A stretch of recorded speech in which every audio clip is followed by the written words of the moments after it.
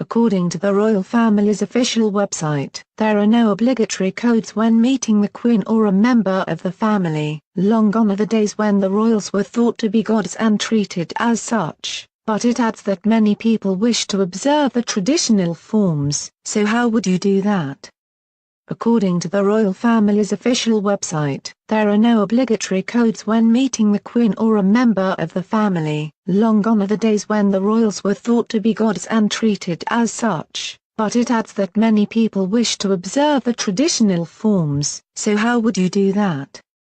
If you're a man, when you first meet Her Majesty, you should bow your neck from the head only. Women should do a small curtsy. See Theresa May for a large one. But do remember to stand up. If she walks into a room and you remain in your comfy seat, that'd be considered quite rude indeed. This one is thought to date back to medieval times when royals were equated with the gods. Guests should always arrive before royals. Nowadays, however, it's more likely just to avoid hundreds of people smothering the 92-year-old at a social occasion. But in 2009, Michelle Obama put her arm around the Queen, and Her Majesty responded in kind. And in 2017, Canada's Governor-General was forced to defend his actions after a slippy carpet led to accusations of a breach of royal etiquette. David Johnston raised eyebrows when he lightly touched her arm as they descended a staircase, but he said he thought it was worth breaching protocol to be sure that there was no stumble. You should wait until the Queen speaks to you, and let her lead the conversation, falling back on small talk if there's an awkward silence, and don't ask any personal questions. If you ever end up at a dinner table with Her Majesty, it is customary for the guest of honor to sit to the right of the Queen, and the convention is that she speaks to this person during the first course of the dinner,